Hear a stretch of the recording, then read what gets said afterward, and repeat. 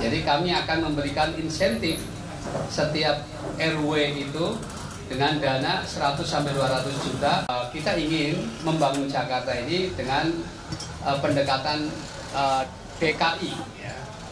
Apa D-nya? D-nya adalah desentralisasi. Jadi kami akan memberikan insentif setiap RW itu dengan dana 100 sampai 200 juta untuk menentukan mana prioritas di RW tersebut untuk kemaslahatan bersama warganya. Gitu. Kalau misalnya di situ memang banjir yang memang akibat dari mampetnya selokan dan sebagainya, tentu itu prioritas. Ya, itu yang dibenahi agar bagaimana air mengalir. Ya.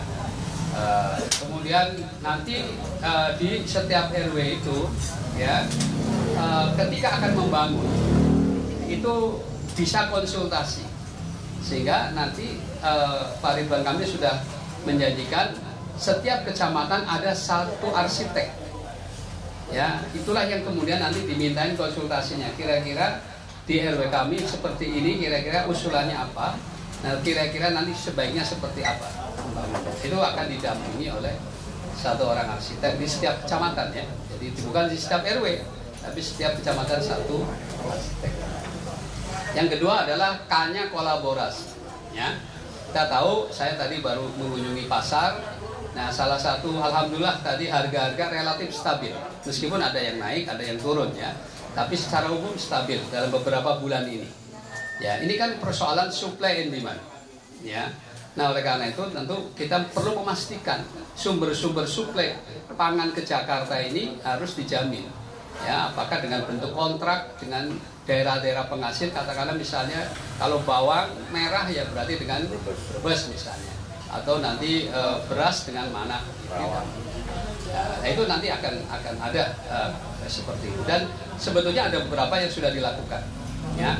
Nah, yang ketiga adalah I-nya adalah inovasi. Ya. Nah, kita tahu Pak Ridwan Kamil adalah seorang arsitektur, karya-karyanya sudah diakui, bahkan beliau sendiri mendapat honoris causa dari 2 perguruan tinggi luar negeri, ya, dari Korea sama dari Inggris, ya, itu karena karya-karya beliau, ya, inovasi-inovasi beliau yang diakui, ya. Dan penghargaan beliau sudah cukup banyak, ya, sebagai seorang arsitek.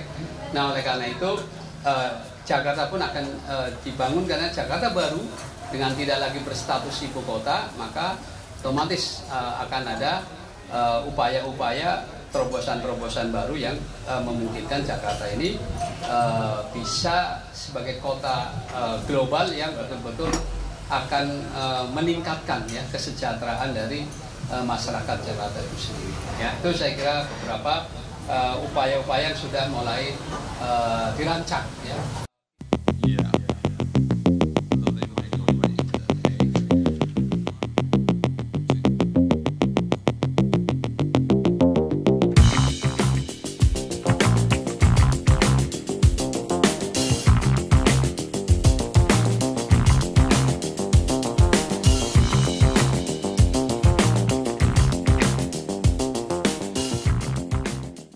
Junjung tinggi prinsip jurnalisme dalam setiap tayangan terbaiknya. Menghadirkan berita bernilai sebagai referensi.